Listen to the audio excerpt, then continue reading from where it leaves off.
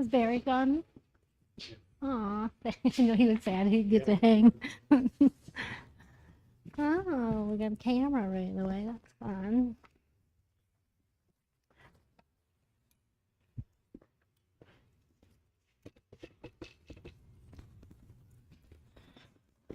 Patience as we figure out the mishaps we just had from going live before. Let me just get these cameras set up.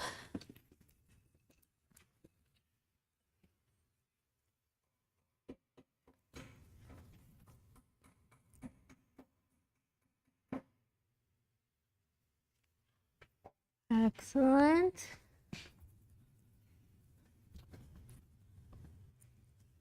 We just got to confirm we're live on all platforms now. If you have any questions or anything, go ahead and put them in the comments. I can't see all of the comments. For some reason, I can't see anything from Instagram and TikTok, so we'll be looking at those separately.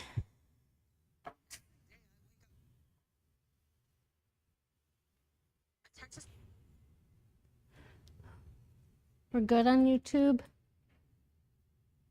How far off is that? Way lagged. Okay. And the lights are really hot. How did he? Properties.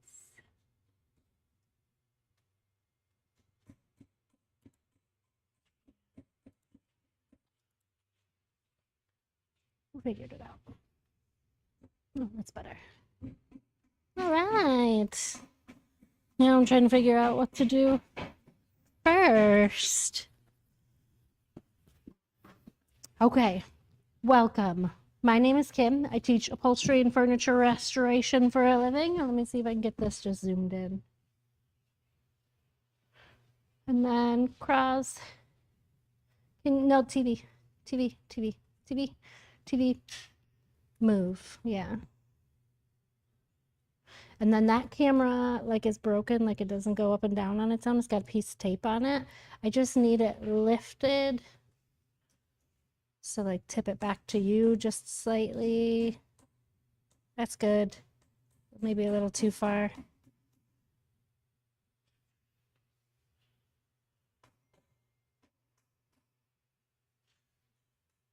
Can you move the TV this way?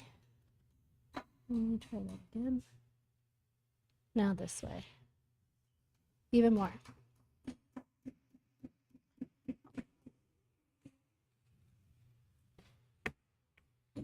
Close to. All right. Okay, we'll get it together. My name is Kim. I teach upholstery and furniture restoration from my design studio here in Ann Arbor, Michigan. And for the past 6 weeks, we've been, or 4 or 5 weeks, I can't even remember how many, we've been working on this Eames Chair Replica. Last week we started wrapping and last week we cut the leather. That was like the biggest, hardest step of all of them, was arranging our pattern pieces on the leather to make sure that we had enough leather to do the upholstery, to do the jute, or not the jute, but the piping on the side and the arms and everything that had to go with it. So last week we did all the measuring, we did the plotting, we did the cutting, and we wrapped and stapled these pieces, and we put some welt on the edge of it so that it can be inserted. This week, the last steps that we have left to finish this chair are to put the buttons in and to assemble the chair. So today we're going to put the buttons in. I'm probably going to assemble the whole chair off camera, but I'm going to show you how to make the buttons and the very difficult process of doing that with leather, and how to install the buttons. And then we'll probably attach one of these panels to the back panel that it has so that you can see how that works. We're also going to make a pattern for the arm piece that we started sewing last week, but we didn't finish it because I ran into some troubles and we just moved on. So hopefully we'll get to sewing the arm piece. But the first thing we're going to do today is we're going to make buttons for this, for all of the pieces of the Eames Chair Replica. This one is the headrest.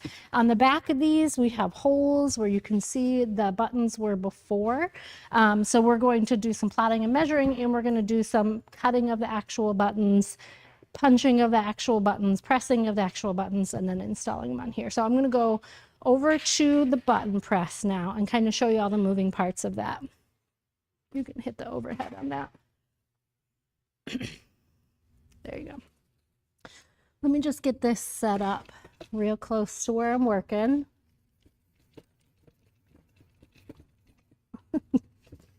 Better camera equipment. This is silly.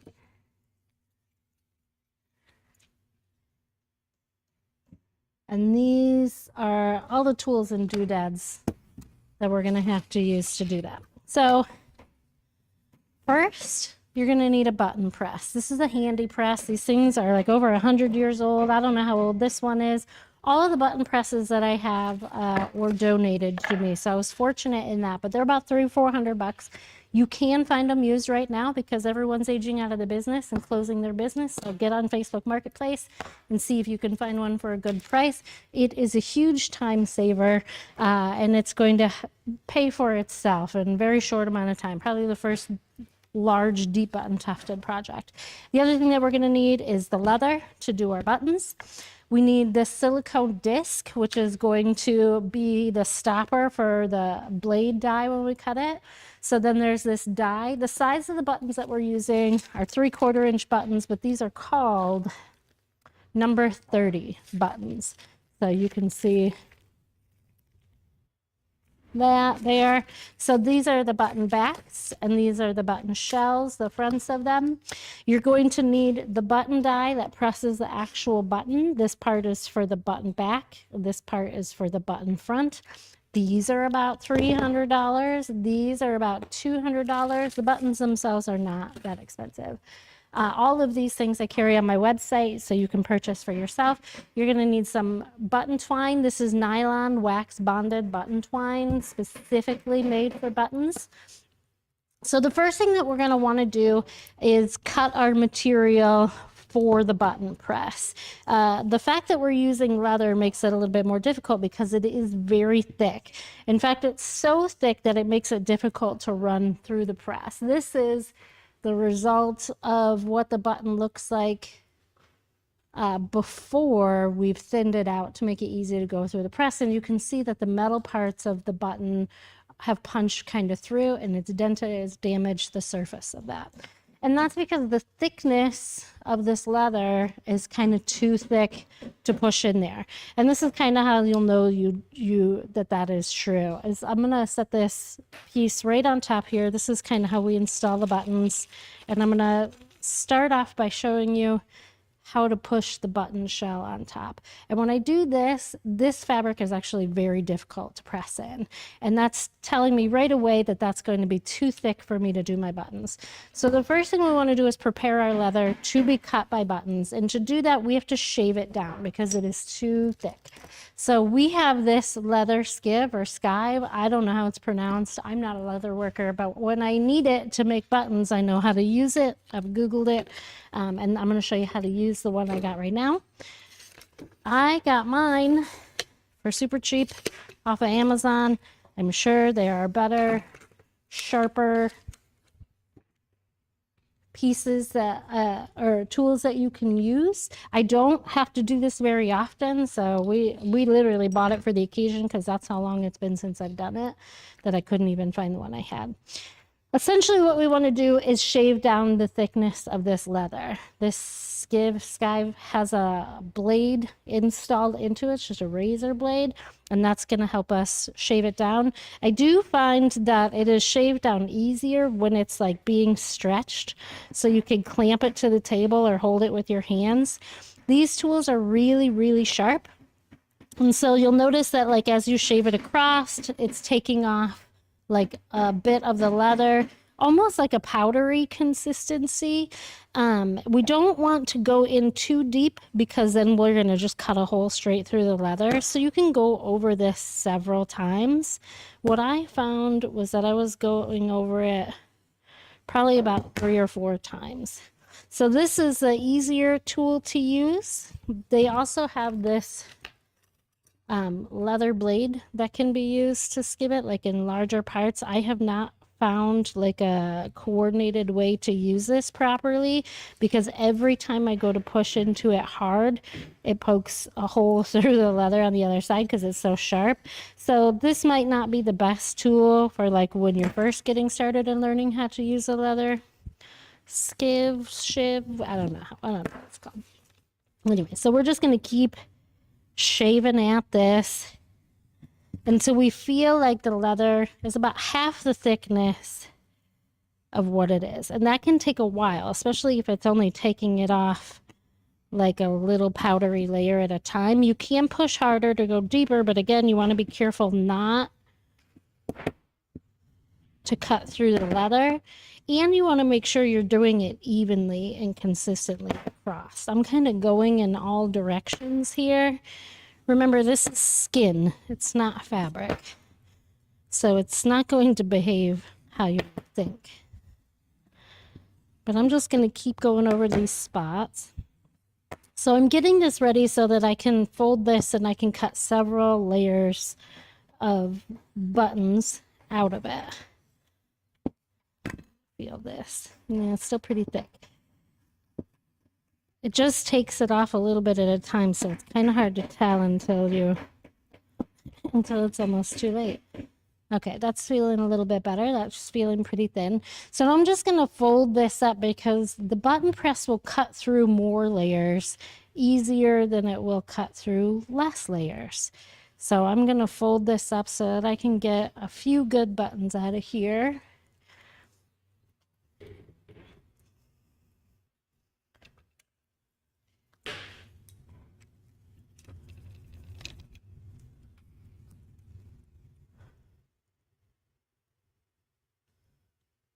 And then I'm going to take it over to the button press here to cut it. So I've got my silicone block down. That's going to protect the blade of my button die cutter. I'm going to put the leather on top and put the blade, the right side up, on top of that. Now remember, I said the more layers you have, the easier it's going to cut through. The less layers, the harder. So you can fold it up more times than you need just to get a good cut out of there. When you're doing the cut, the button press itself uses pressure.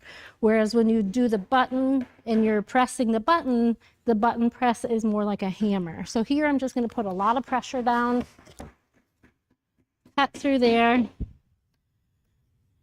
until I've cut out all my pieces. Now I'm going to show you the difference in cutting the shaved leather compared to cutting the leather that hasn't been shaved. So first step to pressing the buttons is we're going to put the button die back right on the button press. I'm going to grab one of these thicker buttons pieces first to kind of show you. This has not been shaved. We're going to put the material face down on the button press die here, and then we're going to take one of these button shells and try to push into that hole. This is a plunger, and it sort of gravity helps it to fall. You need it to be pulled down and falling in order to do this part, because the button will not push in there if the plunger is pushed up. So that was kind of difficult to get that in there.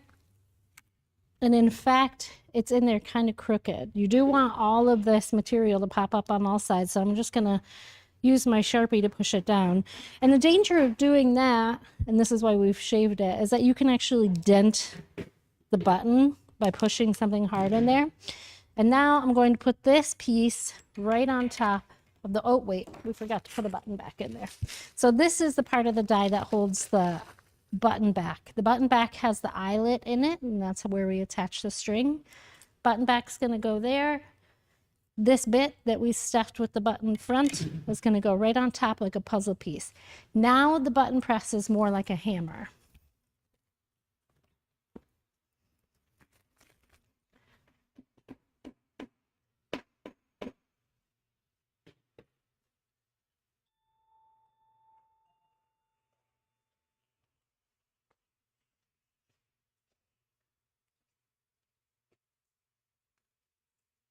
There we go. Okay, so I just wanted to show it. So now we have this in here. So now instead of putting all of our pressure down on it to cut it, we're just going to give it one good bang. and then check it out. Now this is the button with the leather. You can hit the overhead still on it. It's stuck in this piece because it was so thick. It's stuck to it. And the top actually doesn't look so bad in this respect. It didn't poke any holes in it this time, but this could still be like not in as tight as it could be, and over time that can pull out. So now I'm going to take and show you how easy it is to do with one of the bits that's already been thinned out. So now I've got feel for the thinnest one. This piece here, I'm going to put it right on top, face down. I've got my button back right here in the button press. And now I'm going to push my shell down here, which I'm able to do easily with my finger, which means I'm not denting the button shell on top. Putting that right on top, giving it a good slam. And now the button is on this side, and that's because it wasn't so thick that it got stuck on the front side. And then you can see nice clean surface on the top. No dents, no cuts. And the back of it is pressed in firmly to the back.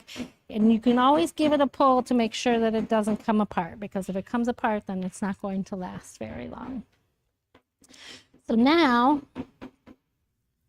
we can get this back up. And if you could fix that camera while I figure this out.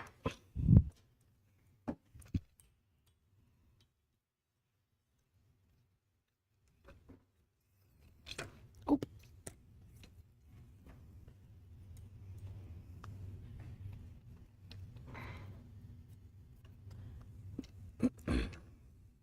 Can you do the overhead one again real quick?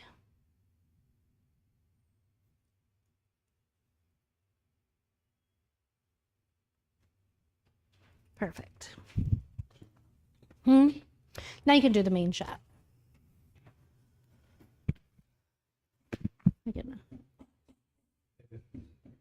Zoom? Is it zoomed in? Yeah, zoom out.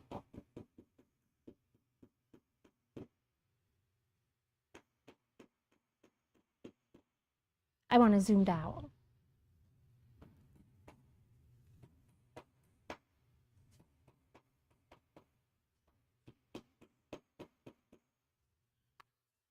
All the way out? It was because I was just holding my finger up and it,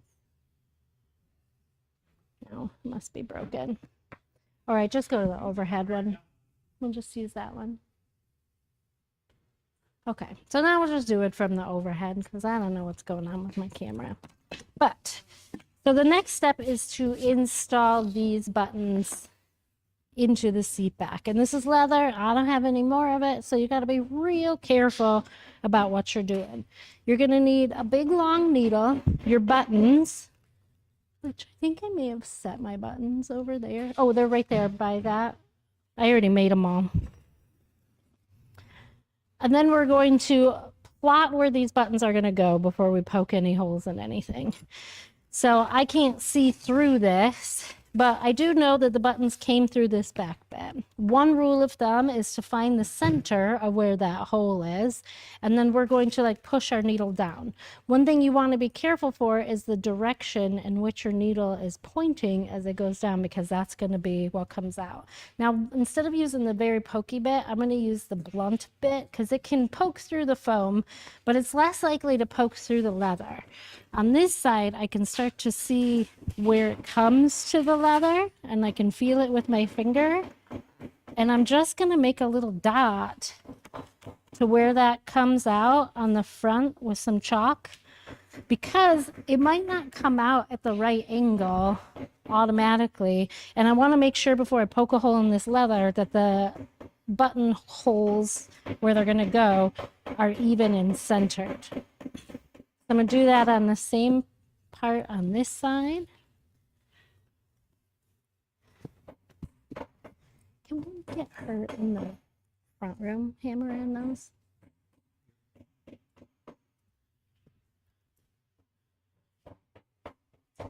I'm going to mark the needle on the other side.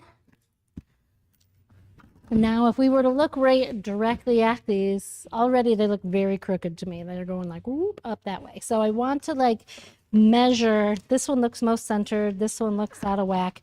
I want to measure from the edges and plot them in the same spot. So here I'm going to measure from the top where the welt is first down to the button. And I've got about 7¼ inches here from that side. And I'm going to do the same thing here. Almost 7¼ inches from that side. I'm going to split the difference, mark it there. And then I want to mark it from this edge here. It's about 6¾ inches. Well, let's call it 7 inches from the edge. So this crosshair is where we're going to go on that. And I don't know if you guys can even see that. Can you zoom a little bit? That's good. That's good. So that's the crosshair. That's where we're aiming for. So now we're going to do 7¼ inches from the top. And double check that from the bottom.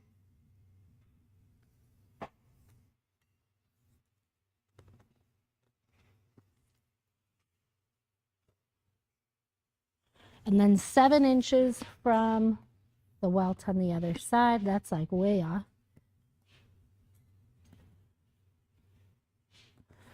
So now we have our mark here, and I'm going to set this up just so I can take a look at it. This still looks a little, visually it's got to look straight. And here, it's still looking a little wonky.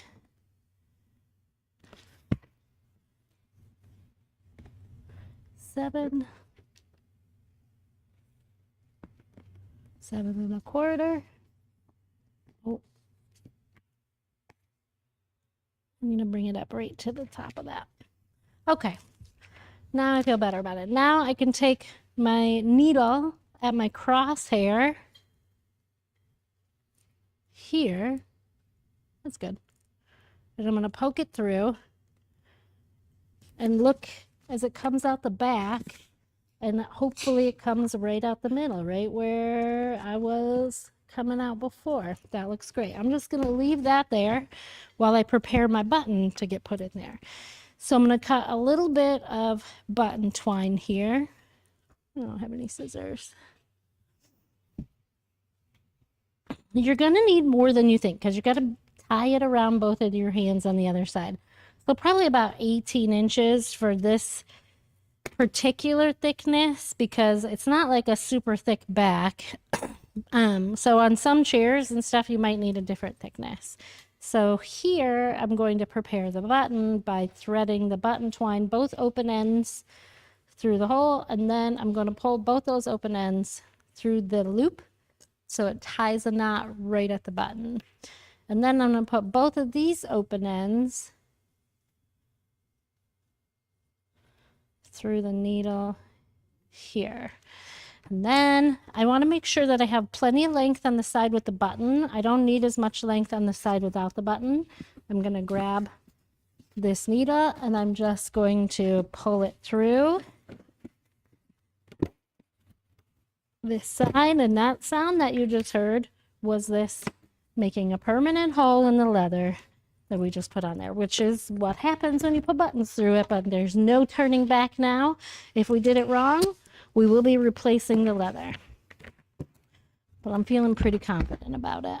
So now we have this button on top. Unfortunately, these little eyelets make it stand up real tall. So the next thing I'm going to have to do is I just poke the tip of my scissors into that hole to make it a little bit bigger so that this eyelet will pull into that hole. And so then I'm going to turn this over like this. And now I'm going to like pull it kind of taut, and I want to be aware of how taut I'm pulling it because when I get the other button in there, it's got to be to the same resistance on it. So I'm going to put 2 staples in, and 2 staples like that will hold that pretty good, but not forever. Eventually it will slip out those staples. So you want to do the zigzag pattern.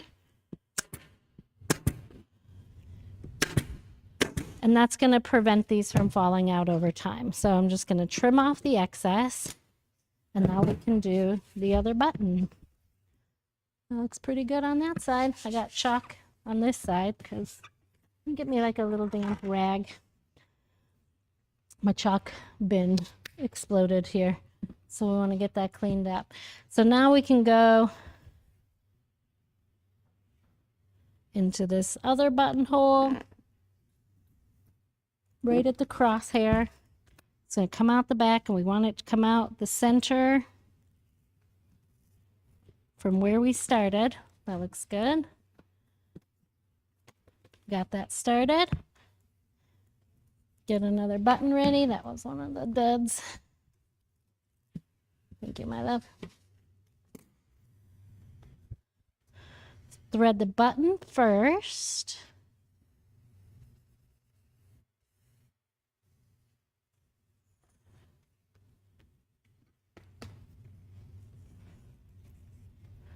And then thread the needle with the button.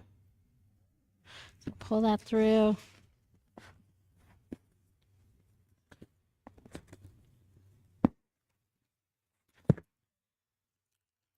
Pull it through this other side. I'm going to pull it kind of taut so I can see it. That looks good. I want to put that hole, make it a little bit bigger. So that will go through. And now I'm going to be pulling this as taut as I did the other side before I lock it down.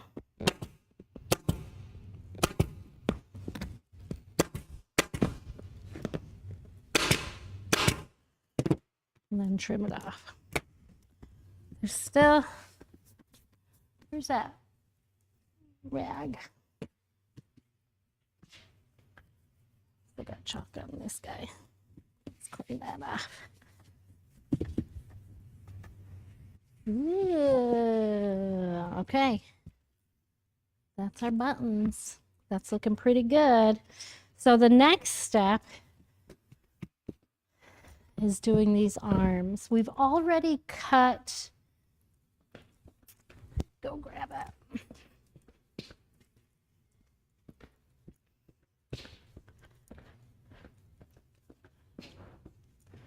We've already cut and sewn the top of this arm. The next step is to get, this is leather bits, to get the side pieces. And we attempted to make this pattern last time, but we had some difficulty with the paper.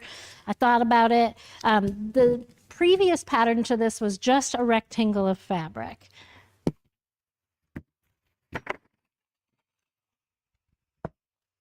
So they just had like a thin rectangle of fabric that went all the way around. Well, the problem with that is when you do that to sew it to this end part, when this all has to wrap and staple on the inside, you're going to get pleating on that corner. And I don't want that. I want a nice, clean surface. So we tried to make it with paper before. This time we're going to get a little bit smarter and do it with tape. And I did do this off camera so I can see it. So I'm just going to go around this whole piece with some painter's tape, with the bottom of the tape flush at the bottom of the wood part of this, because that's where, that's the shape that we're trying to make here. The other shape that is difficult to get is this one on the end, so you want to make sure your tape is covering that end. You can make this tape bigger than you need it because we are going to cut it to size. I'm taking just a little piece here for the end bit. You're doing stories?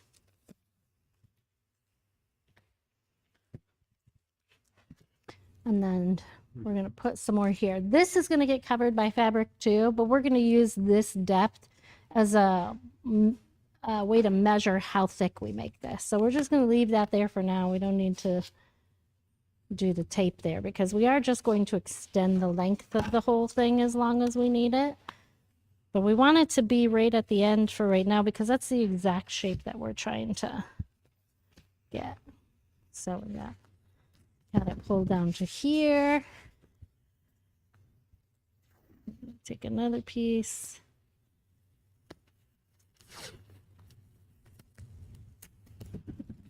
right down here. And this does look like it's going to cover that area. So the next step is to go and mark on here with a marker where we're going to cut it. And from the inside here, I can just ride this right up against the top of the foam and mark to where it ends.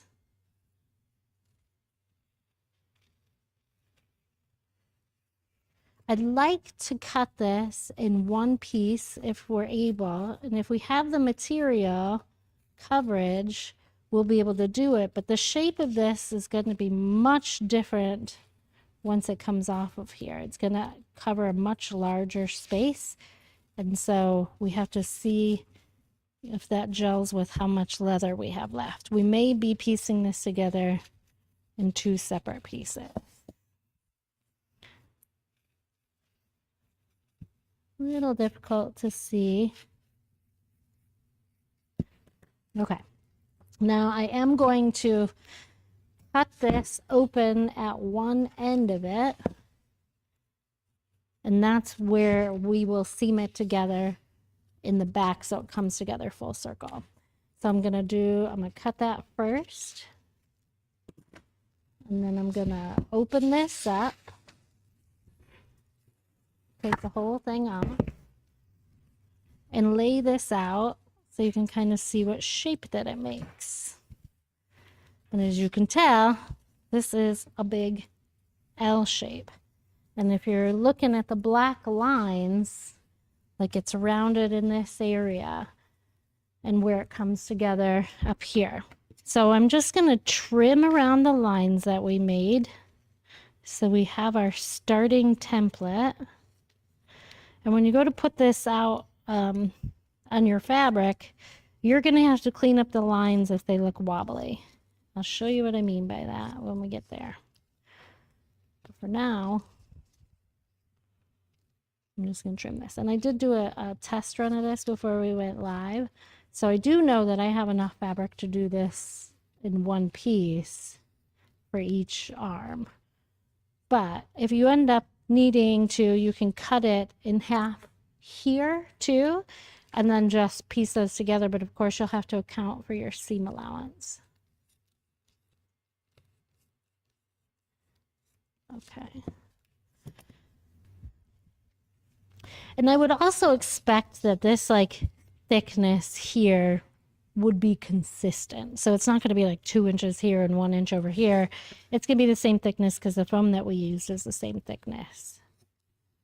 And if you can see like lines dipping in from where you drew them, assume that was your human hand that made the mistake and try to correct it before you put it out on the fabric if you can.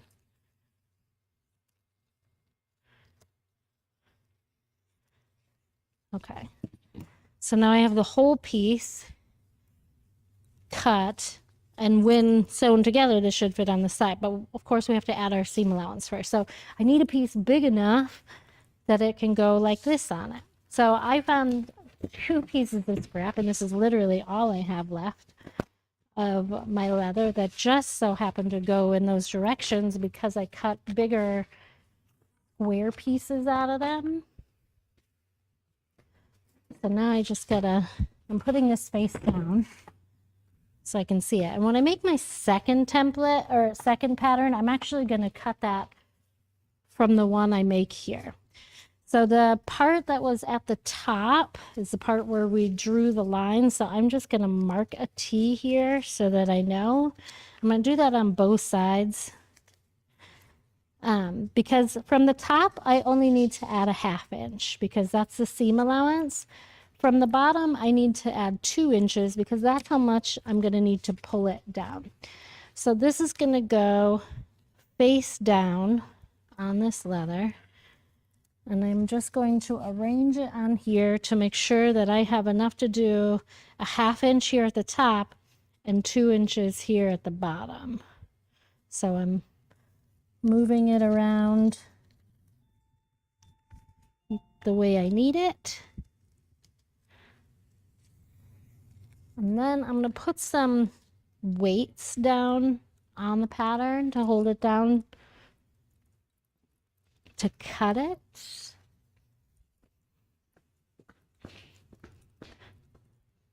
So I'm just kind of doing that on some of the straightaway parts because those parts I can adjust, but like on the curve parts, I'm going to need it like uncovered when I get there. So, okay, so this should hold it down pretty good. I want to make sure everything's laying nice and flat. I might need something heavy to hold that. So now I want to measure a 1/2 inch up on the inside and on these ends because these two ends, this end and this end up here, are going to be sewn together.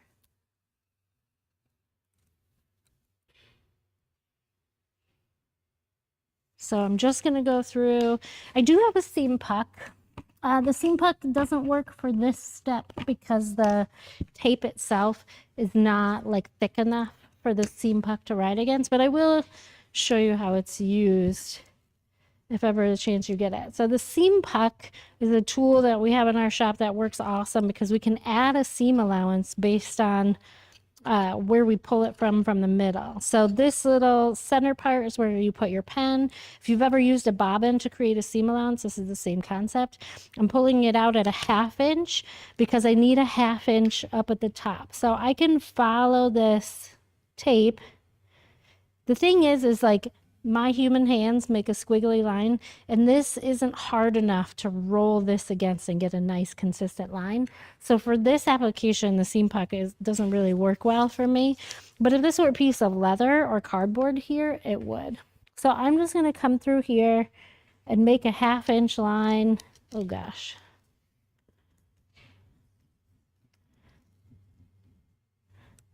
Every couple of inches. On the straightaway, I can use the straight edge to connect these lines. Oh God, the tape is making it. I'm going to put tape on the other side. It needs to be face down because that's the side I need that show fabric doing. So I'm just going to put tape on the other side of it so that it doesn't, it's like sticking to me, and that's what's causing the problem. Okay. So let's double up this tape, and that should strengthen our pattern a little bit too.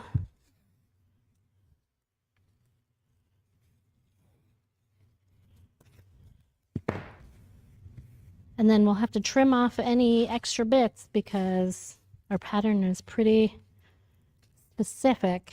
We don't want to have any extra bits.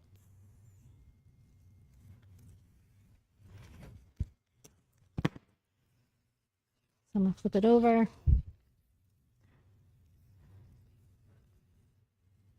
And trim this back side to the front side where it overlaps.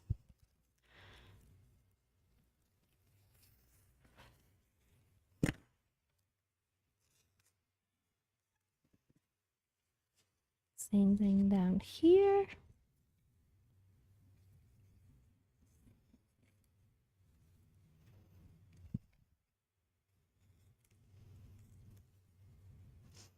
Up here, it came out a little far, so we're going to trim that back too.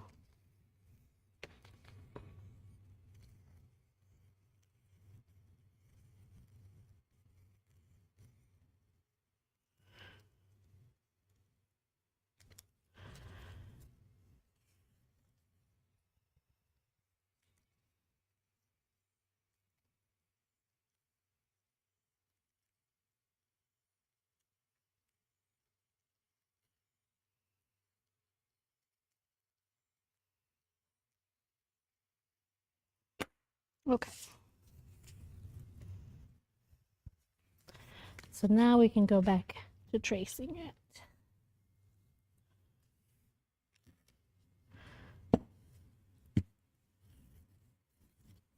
Oh, gotta come this way a little bit more. So we need at least 2 inches on the inside, 1/2 inch from the top. I was already measuring that wrong because I was trying to show you how to use a seam puck. So now we're back on track. Okay. 1/2 inch from the top side. I'm going to use my ruler because I can also just come back and use a straight edge to connect these dots. So I'm doing a 1/2 inch here. Hard to see the line because I'm using a black pen.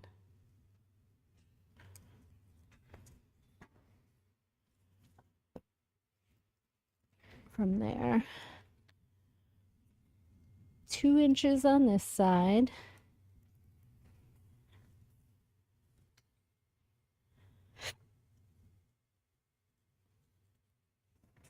Oh geez, that might not be enough. Oh, we're gonna move it a little bit more. It was just not quite 2 inches on the other side. We really do have like just enough material here to make this work. Oh, thank you. I would much prefer this. A hard ruler is preferable. I couldn't find one, but Kraus found one for me. Okay, so 1/2 inch.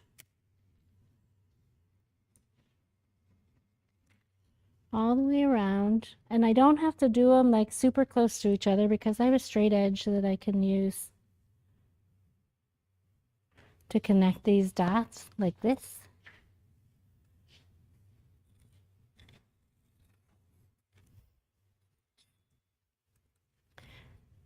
And just keep making those 1/2 inch marks. Now, when you get around this curve, you are going to want to be a little bit more diligent and keep your marks closer together because you will be like freehanding that.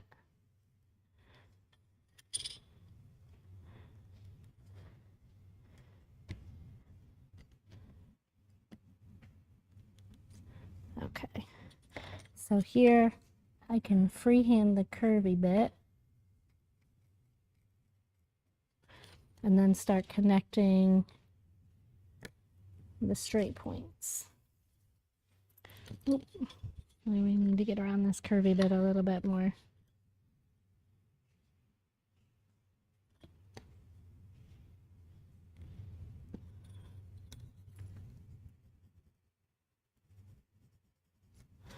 Okay. 1/2 inch. 1/2 inch.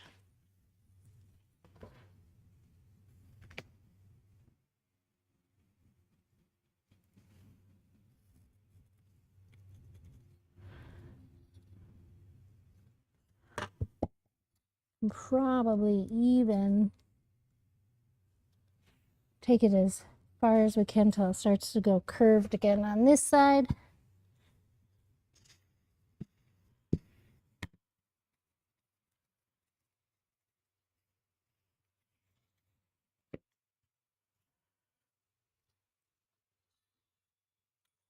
Measure up.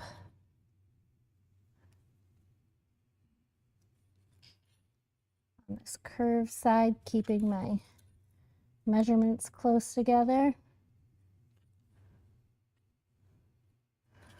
And then add another 1/2 inch at this end.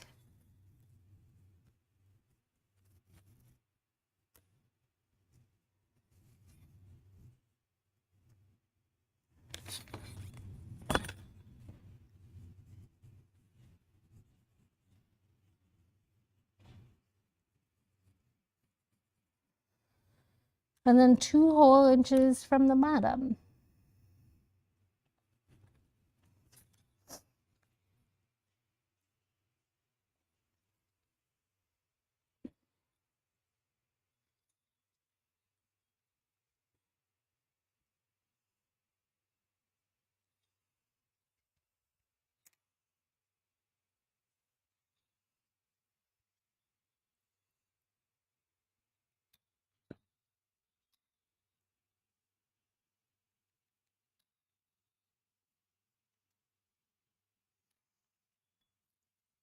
Back to a 1/2 inch on this side.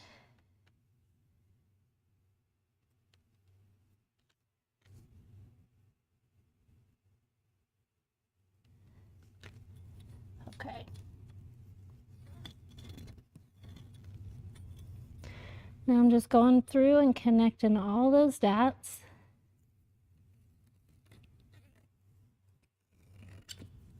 And on the bottom part, it can be longer. You can add more inches because you're going to cut off the excess anyways. I just have very limited material to work with here. And because this little piece of tape was so difficult to work with to make a pattern, when I go to make the pattern for the other arm, I'm just going to trace this piece that I already have because it's way less math. Okay. I just have this little piece here. I'll just connect that down. Okay, now I can cut this out. And I want to mark the top, so I know where to start sewing it. Okay. Now I can cut it out.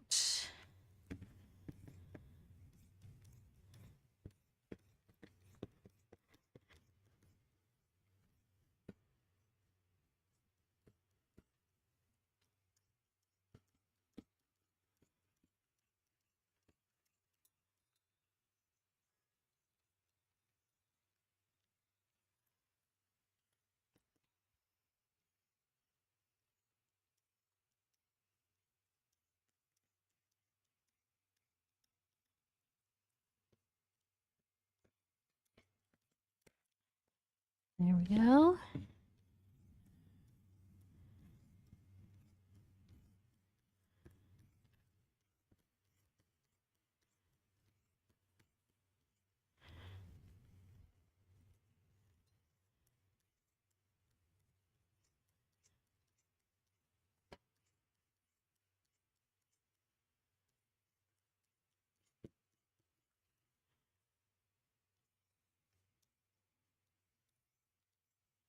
Okay, now this end and this end are the ends that sew together. I think I need to just keep this going on a slant. I think this line needs to just follow that one all the way down. Okay. This is my pattern piece. And I had it so that the seam started at the back, which is the narrower bit. And I'm just test fitting the top piece to it to make sure that I know right where it comes to a peak here, because that's where I'm gonna make a little notch, because that's where the peak, oh, hold on, meets this peak here. And so this peak I'm just gonna fold right in half, make a little notch there.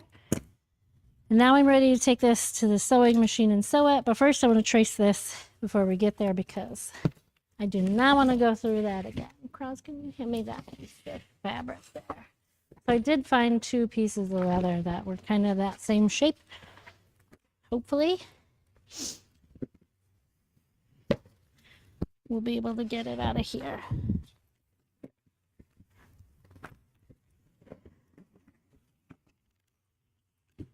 And I'm just going to piece these together face to face, because they would be the opposite of each other, so they need to mirror each other. And place it on this leather scrap that I got. So I'm gonna trace. I know I'm on the top of the leather, so maybe we use chalk so we're not dum-dums.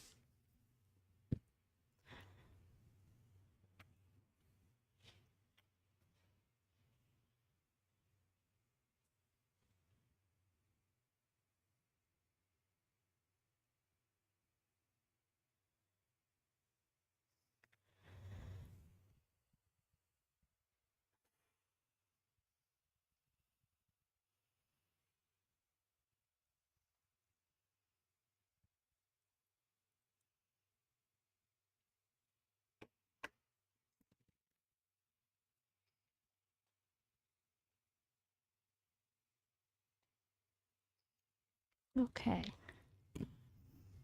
I'll cut this out later. I just need to know I had a trace before we got it going. Now we're going to take this arm piece over to the sewing machine and get that sewn.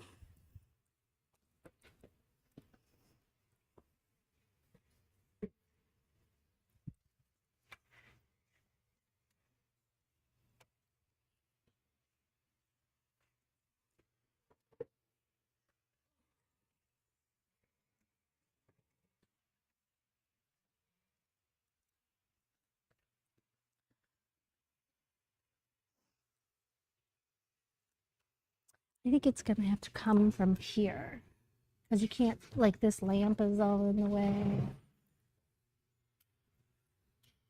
Maybe down.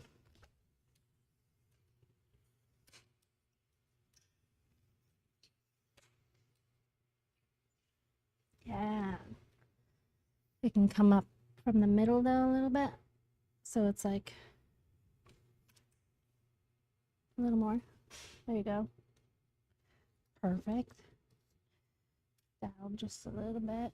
Perfect. Okay.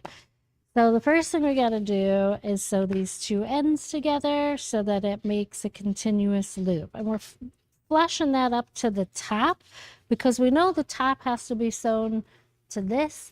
So we want that edge to all be completely straight from there. And I'm going to set my seam allowance to a 1/2 inch. I have a mark on my machine that shows a 1/2 inch. But I put my seam guide on there so that I can keep it straight. And then face to face, I'm sewing these ends together. And if I just keep my straight edges up against my seam guide, then I will keep a 1/2 inch seam allowance the whole way. So I'm going to start off with a back stitch, which is just a couple stitches forward, a couple stitches back. And then I'm going to do the same thing when I get to the end. So a straight line, do a back stitch at the end. Okay.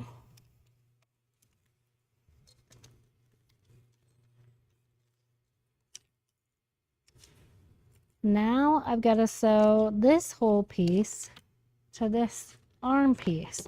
I did notice my thread is a little tight, so let me get that fixed first.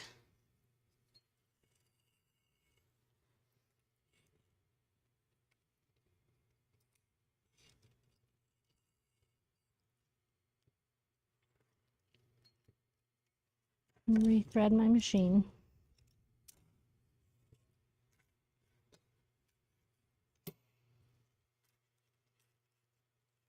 I'm using a Sewmaster, which is actually a generic version of the Consew. Looks and sews exactly like it. This one in particular has a pretty heavy flywheel, which makes it difficult, but it's still a very good quality machine.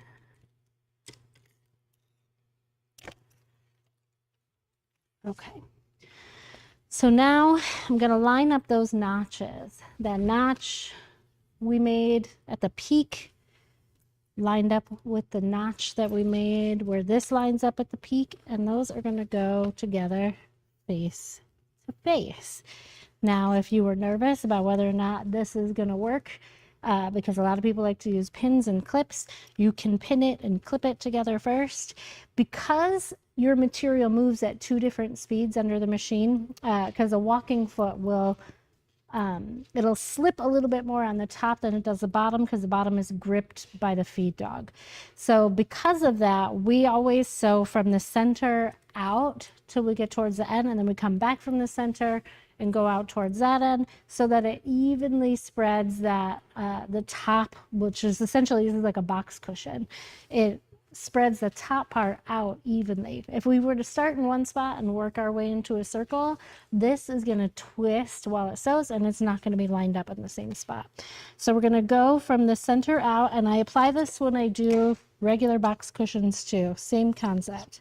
I'm going to keep those edges together, and I have a welting foot on my machine, which means that it has grooves inside the presser foot where this rope can ride to help keep that stitch tight into the rope. It also means that my seam allowance is set because of how I measured my welt. So it's going to give me a 1/2 inch seam allowance consistently every single time. So we're going to start here and we're going to work our way down. We're going to stop just before we get to the seam, because if my measurements were incorrect at all, I can adjust it and fix it when I get to the seam. So I'm going to start here in the middle. This time I'm not going to use the back stitch because I'm coming back around here anyways, and I'll just back stitch it when I get there. And then because I'm going around a curve, I need to keep this Let's bring this close so you can see this area.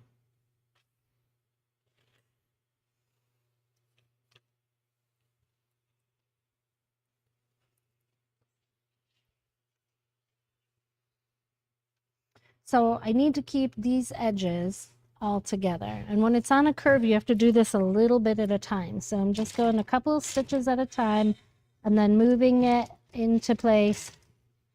Slow as pro, because you don't want to go too fast, like pedal to the metal, and end up having to unstitch and redo it, because leather is not a self-healing fabric, and you will see the holes from where you sewed it. So you don't have a lot of wiggle room when it comes to sewing leather. So this is sewing it real tight next to the welt. And the other important thing to remember is don't stretch this material as you pull it through. It's going to feel like it goes through much easier and better and straighter, but it comes out as elastic on the other side, and it makes for a very inconsistent stitch. So now that we're on the straightaway, we can go a little bit faster.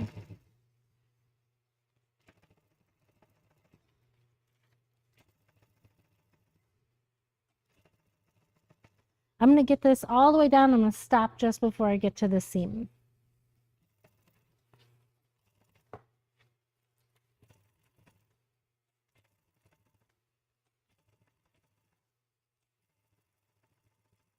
And when it needs to start going around this corner, I'm going to be moving the top part of the arm as I sew.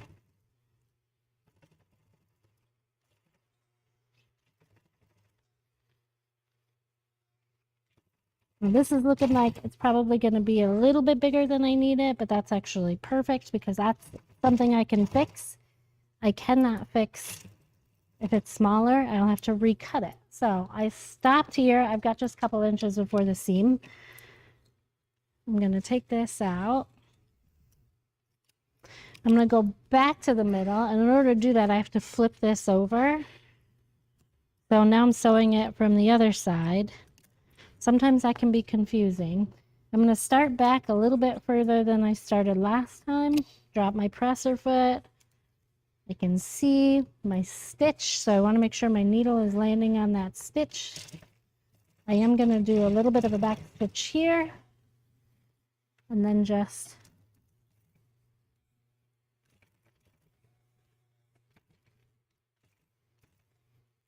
work my way around that corner very carefully.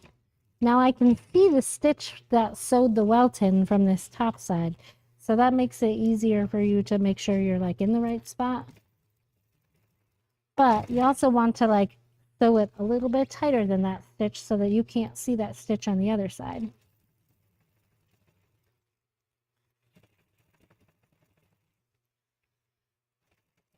Yeah, we might have just enough here actually, which will be awesome. I cheated my way through high school math, so I never trust the math, but the math on this works if you're just adding seam allowance and you're taking it from the exact shape of the piece you're trying to cover. So I'm just like kind of testing this, bringing it forward. Looks like this is going to be a little bit bigger on this side than I need. Looks like about an inch. So I'm gonna finish sewing this all the way around till I get close to that seam, and then I'm gonna fix the seam. And that also feels like a lot of material to remove.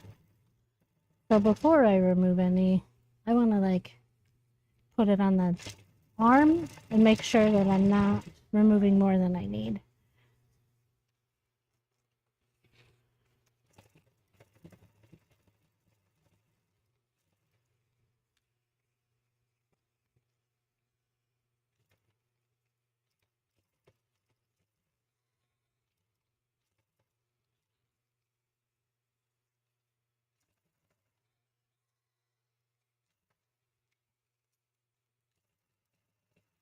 That's given me a couple of inches to work with to fix that seam. Can you get me the arm?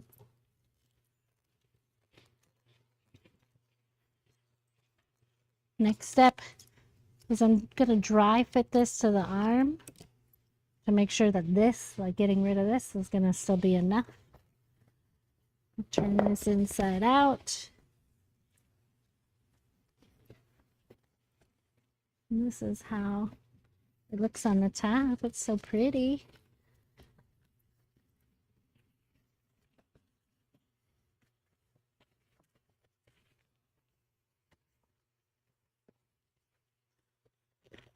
Just want to get everything flipped around. Get this turned to the correct side. I'm going to be slipping this over top of the arm. And I might be able to make a little slit in this so that I can get it on easier.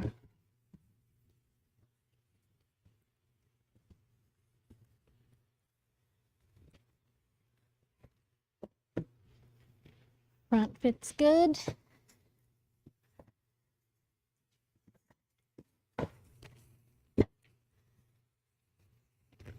I do think that this will fit if I sew it to the back. It's looking like it's a nice, tight, snug fit. So, first thing I want to do is turn this around.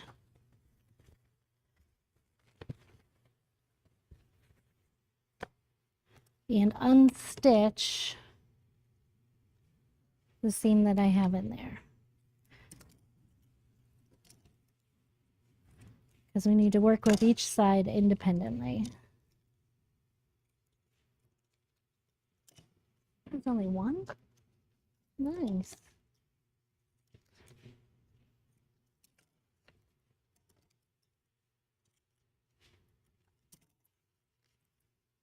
We have questions. What an interesting hypothesis.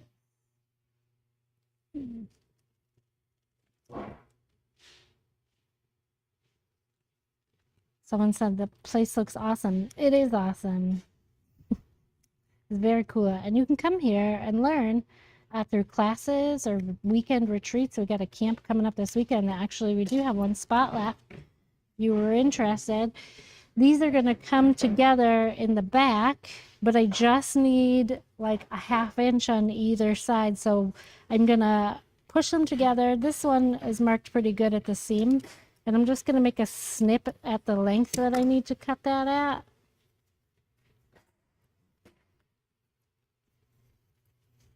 And bring them together. Okay. So now I can sew this seam back together before I sew the rest of it to the welt.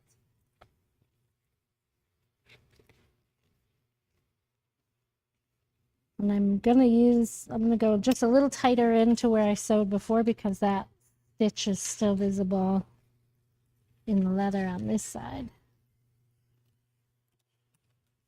Gosh. I'm going to unstitch it a little bit more so I can work with it easier.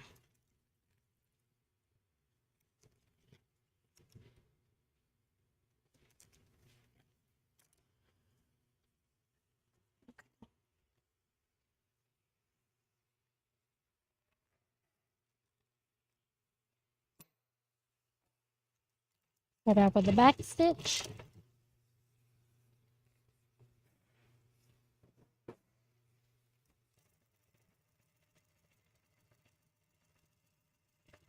End with a back stitch. Now I should be able to carry that seam all the way around and not have any excess material sticking out. So I'm going to start sewing again a little bit further back than where I stopped last. Start with the back stitch.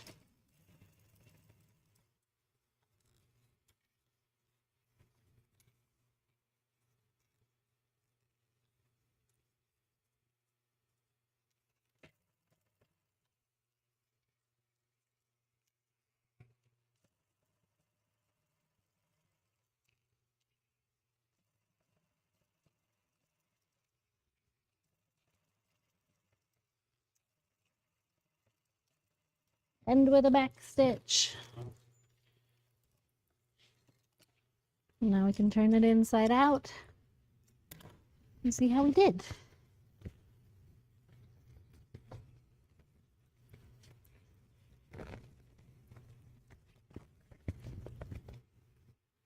Excellent. Now in the front, we don't have any buckling or bunching where the fabric would fold if we just used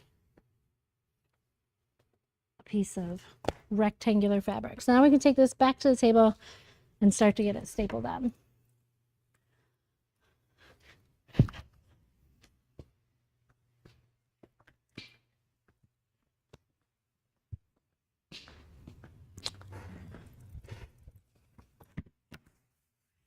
I'm gonna need the screws for that, and I think that's the headrest.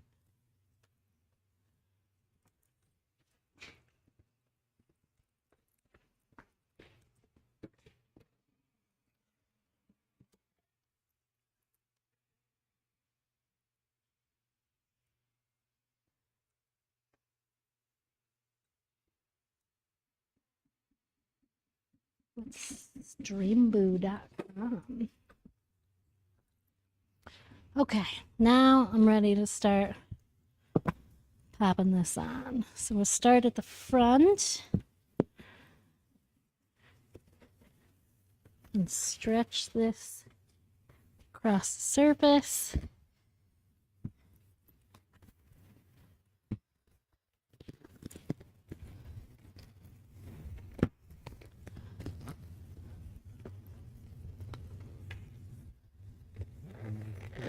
Armrest bracket? Not the arm, headrest. We're going to attach that to the wood. Okay, I've got some staples sticking out here. I need a hammer.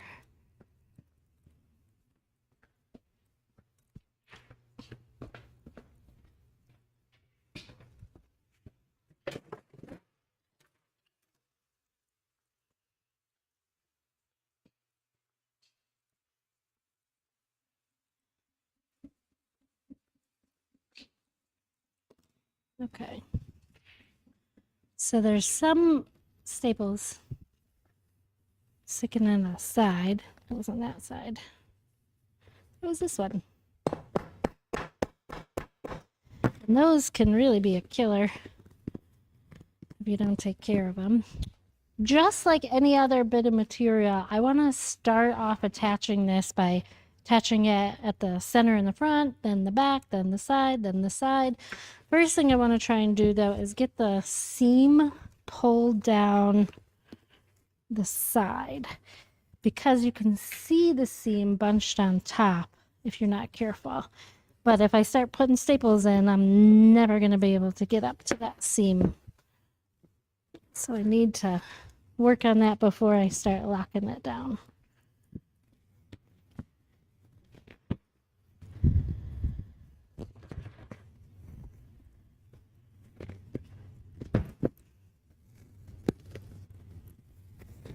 Sometimes you can just turn it and then pull.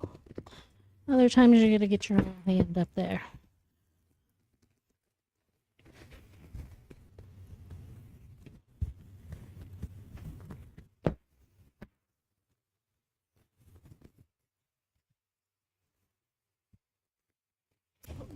The welt also will look much cleaner if all of the seams are facing in the right direction. So the back feels good, and that was the hardest to get the seam down in. So we're going to lock the back center down first.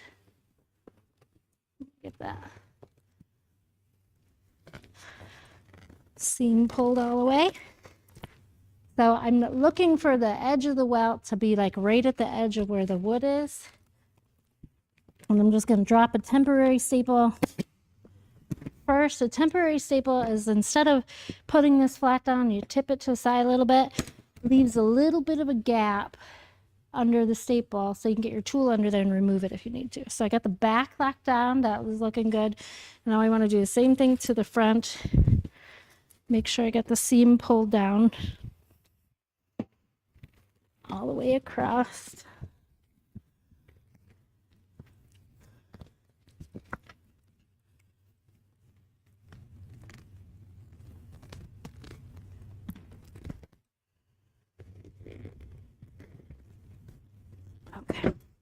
And now I want to pull this down and put a staple in the center-ish on this side. Another temporary staple, making sure my welt comes right down there to the edge. Now we're going to do one in the center on the side.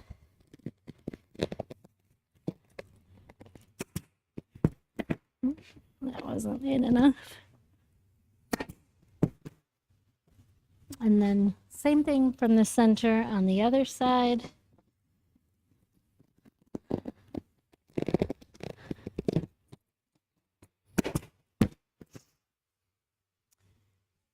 Cross. Never mind. I'll turn it on. The air has been turned off. So let's get that on. It's going to be loud.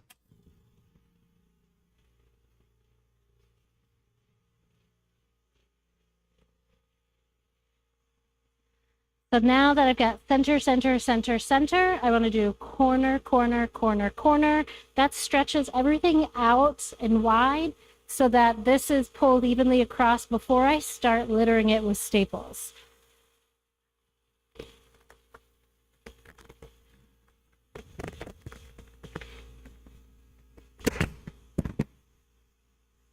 From this corner, I'm going to go up to this corner.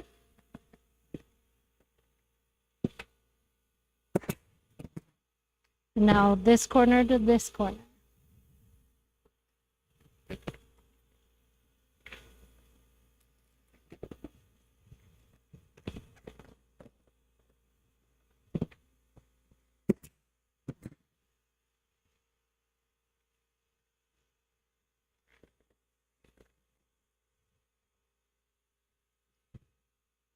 Seam got flipped back up to the top here. I gotta take this staple out to access it. Cross, can you bring me a staple remover? Thought I had one over here. And I got another little staple sticking out here that I'm gonna want to take care of. And some pliers. Yeah, you got it. So that it doesn't stick out of the leather.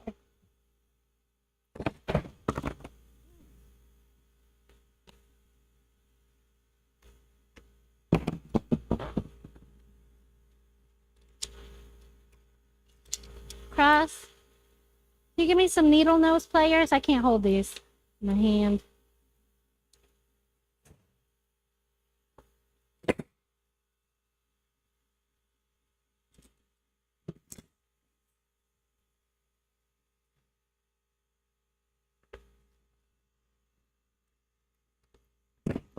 Let me get that seam down.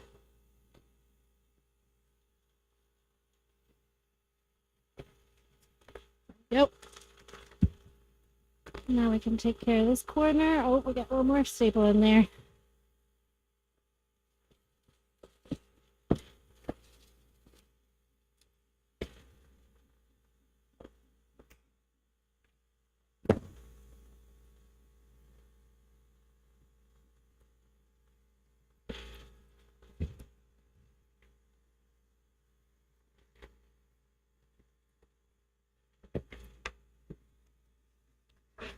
Okay.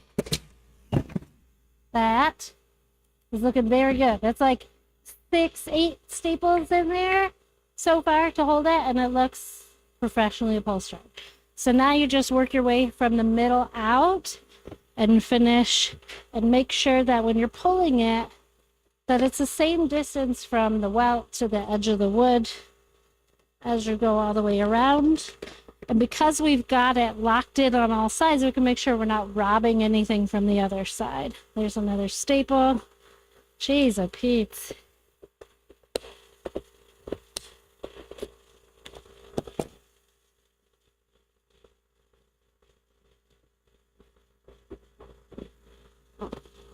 Where was that? That must have been it. Sticking out that side.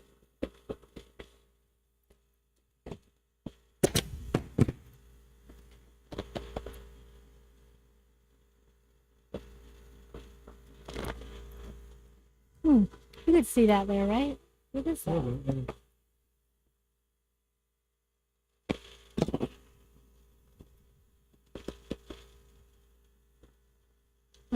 There it is.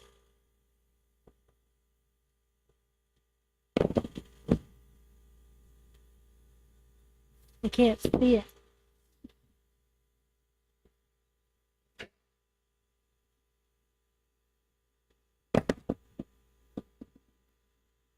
There we go. All right. Much better. Okay, so now we can work our way from the center out till we get up here.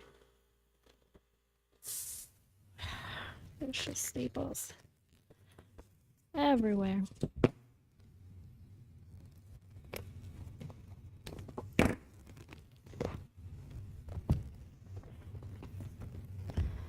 Before you go stapling yours, make sure none of your staples are sticking out before you get started.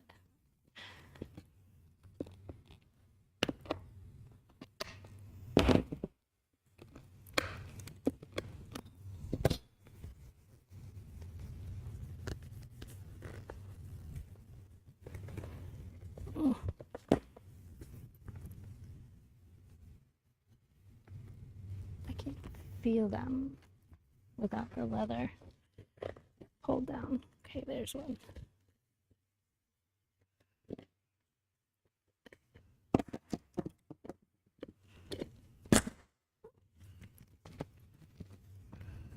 Okay.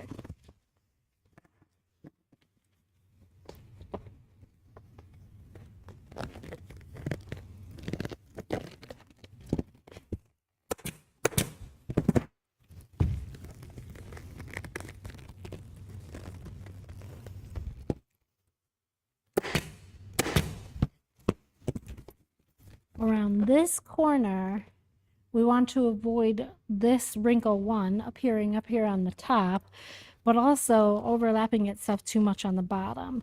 So we've got these two pulled together. I'm going to pull it down from the center in the middle first, and then I'm going to pull it down from the center in between all of those. That moves any of the wrinkles down to here, and it flattens them out on the bottom too. So we're going to go through, now we've got all this excess material here. I'm going to pull it through the center. So I split the difference of the excess on either side. And then if you end up with these humps, scissors right there.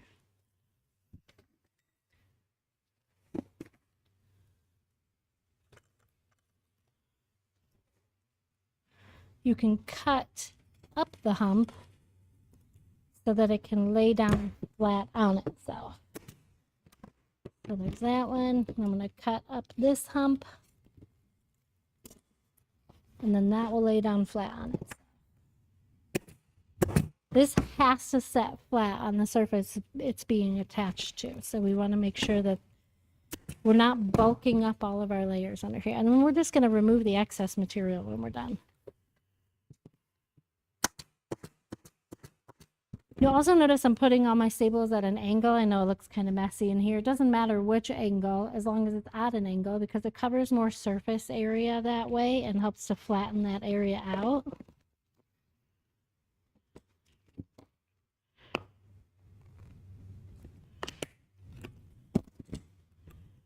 Got another staple poking out here.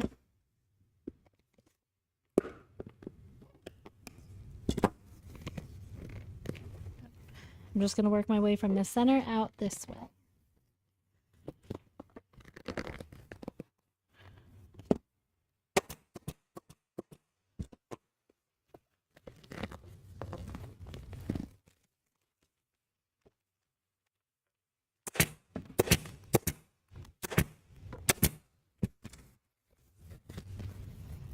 And we're coming up to a corner again. I'm kind of stapling my way to that corner.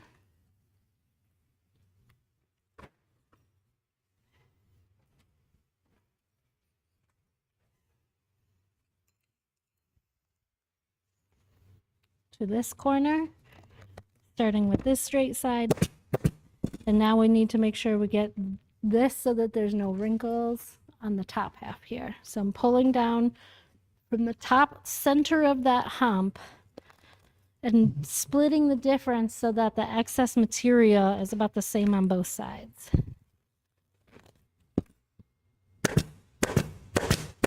I'm going to put all my staples in that area that I was able to get flat, and then I'm going to cut up these humps because they're a little bit bigger than the ones I was dealing with before, and allow them to lay flat on themselves.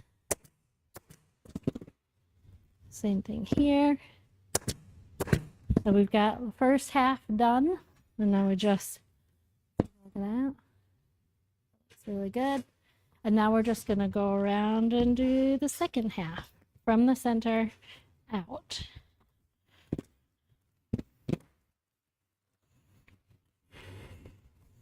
And again, I'm watching for this straight line right here in the material.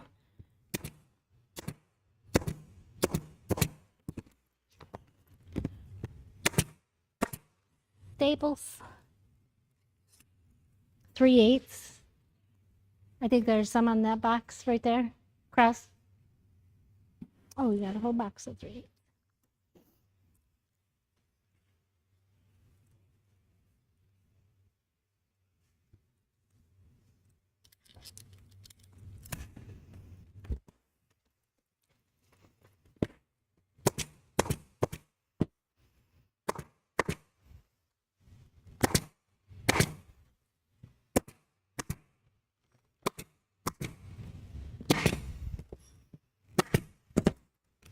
And then I can take this temporary staple out.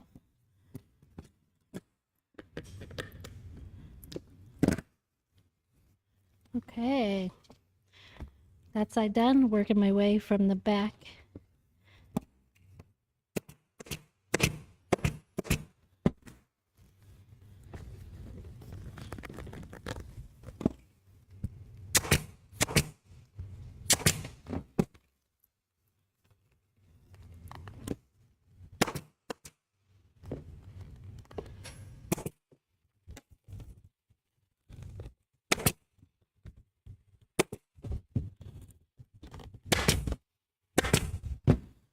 Awesome. This is the finished arm. We just got to cut off all the excess here. I'm going to cut off everything within a 1/2 inch of the staple. You don't need all this other stuff. And then we can put a dust cover on the bottom. Wait, cambric around here. Now the backs of the seats won't get dust cover because those have a wood back. But this gets a dust cover just because if anyone goes peeking around underneath it, it'll look nice and neat and not as chaotic as it does with just the staples in it. So I'm going to show you how to apply the dust cover to that already. So much better. And that's the arm. Oh my God, it looks so much better than the old one. The old one wasn't done with leather either, so this is a huge upgrade. This whole piece. So for dust cover, you want to measure the longest length, and from that, it's from here to here.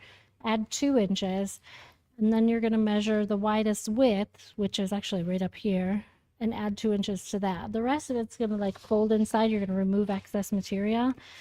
I'm just using a scrap of dust cover cambric fabric here instead of plotting and measuring it. But if you're measuring this for yourself, it's the longest length plus 2 inches, widest width plus 2 inches, because you're going to need to fold it in. So we're going to start it in the middle. This is where we want to keep our staples kind of aligned. That one's going to get one in the middle. Take this all the way down to the end.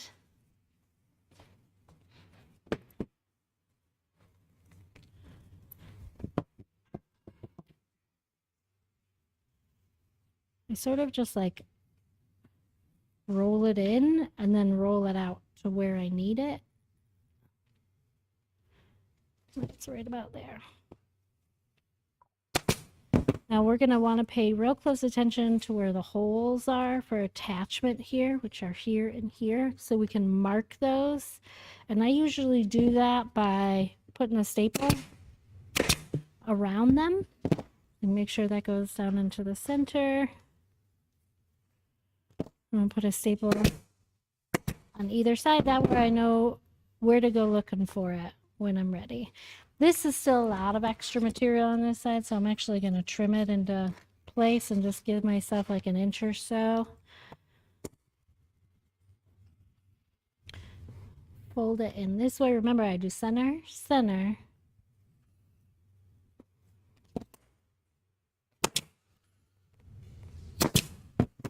And then center, center, side to side.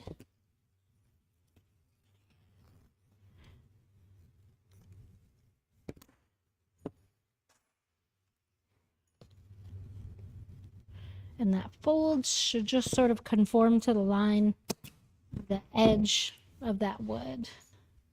And this is kind of like a rounded deal, so you gotta get creative. I'm gonna pull this out, I'm gonna trim it a little bit.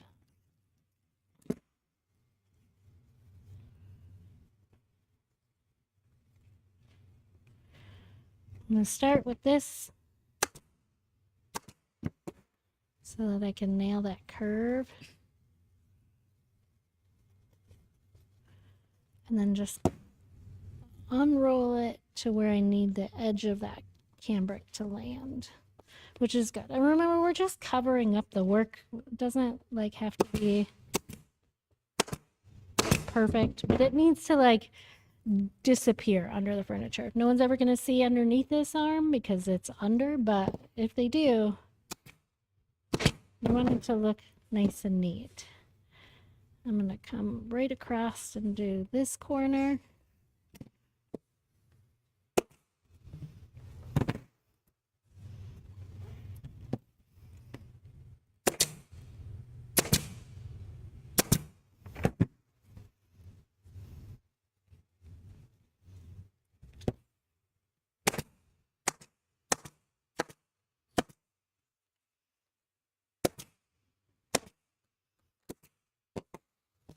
I can now fill in this gap.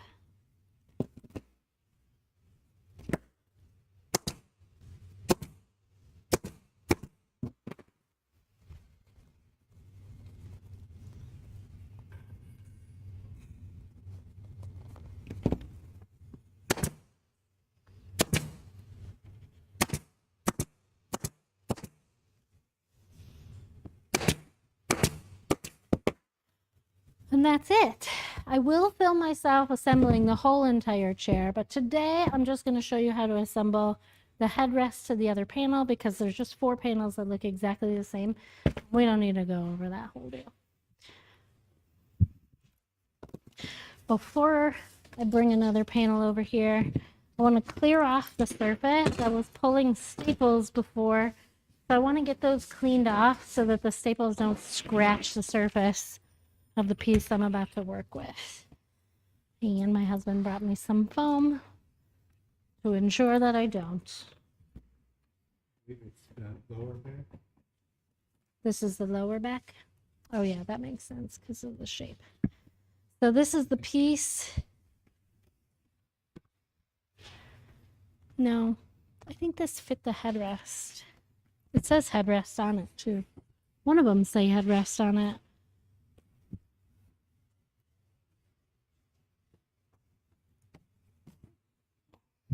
This does look like the same shape.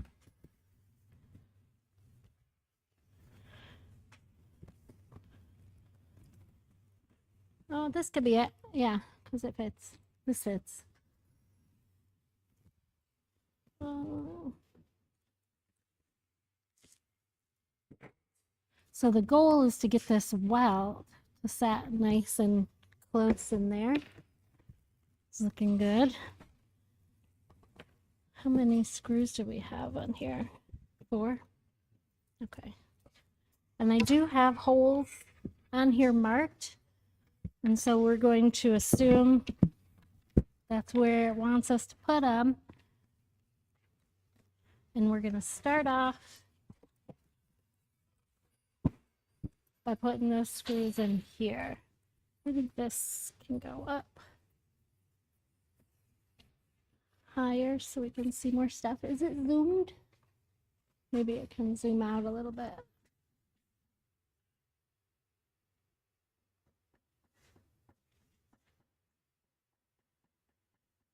It's like a delay or something.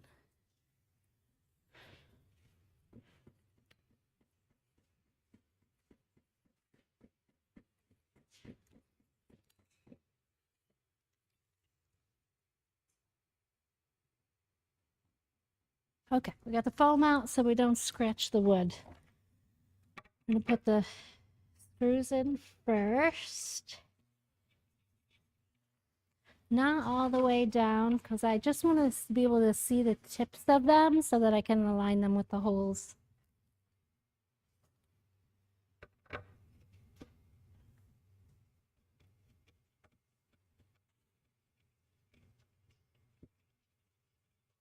That came out of an unlabeled bag. This did? This looks right though. All the screws I went in the back outside. Label your bags, people. There was the one bag that wasn't. Yeah, I'm sure of that. I'm sure it is. Okay. So I want to check the shape because this is like rounder at the top, flatter at the bottom, and it curves in here.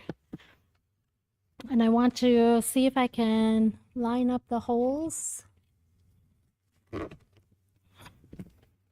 This was too tall. Maybe I got it upside down.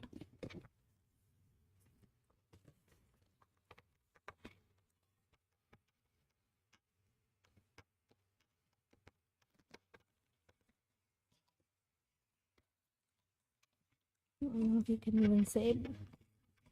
Huh? What did you say? No, that's not the right shape, but it was also not lining up properly this way.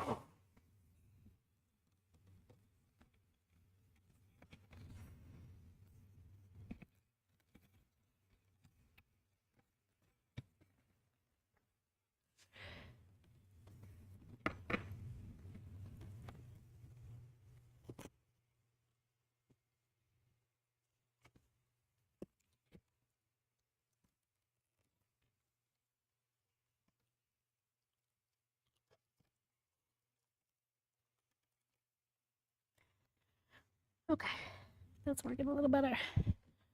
Okay, I got two lined up, one lined up. I'm just gonna tighten it a little bit so that I have some control over what's happening here.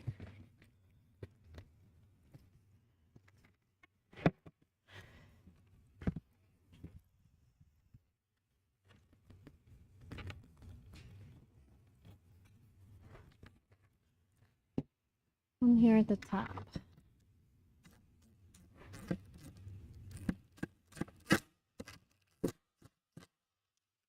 I don't like the sound of that. I'm scared of drills. This is what I have my husband do usually.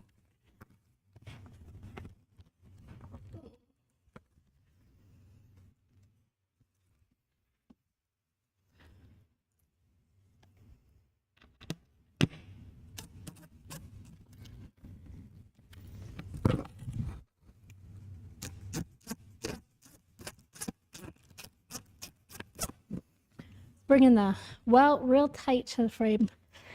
That is what I want to see. I just need to make sure that it's lining up on all the ends.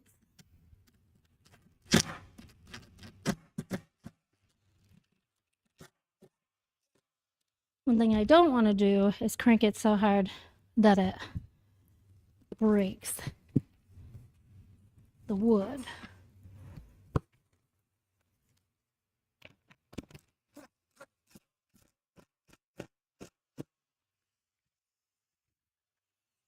Yep, this is not going well.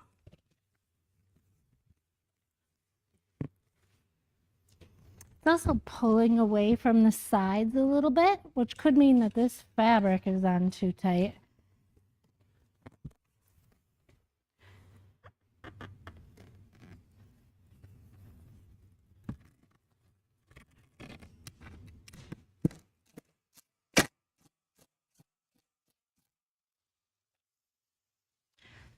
So that's something that's got to be addressed too.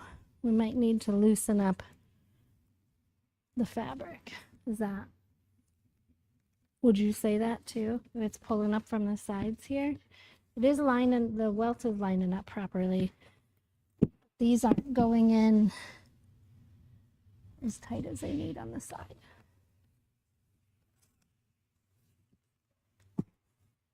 How do you use the fabric?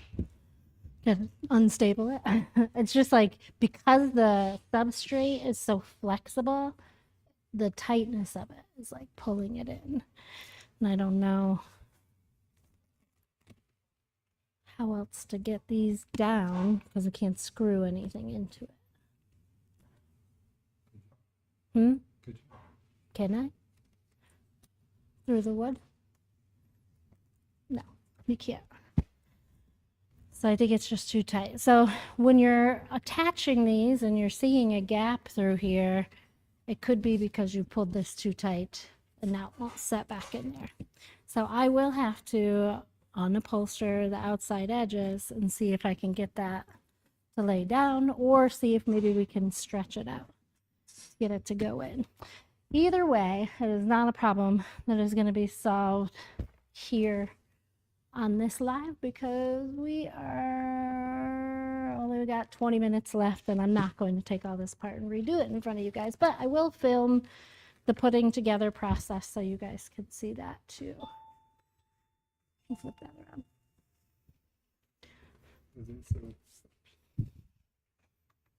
All right.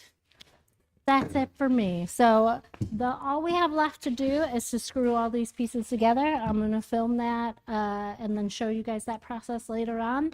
But today we made buttons, we applied the buttons, we sewed the arms together, made that pattern, and now all of the pieces are put together and ready to be assembled, but we have to work on seeing if we can't get that stretched out and flexed out so that it'll sit properly in the wood. So join me next Tuesday. We're going to start a whole new project. I'll be working on reupholstering my tete-a-tete, the ransom color. It's been about 4 or 5 years now. It's ready to be reupholstered. So you can join my classes over Zoom on Bring Your Own Project or through my Zoom subscription. I have a weekend retreat this weekend, and I have one every month from now until October. So if you have nothing better to do, you want to learn a little bit about upholstery and furniture restoration, join me live here, Facebook, TikTok, Instagram, YouTube, even Twitch. I got something over there. Or join me here in the classroom. We'll see you there.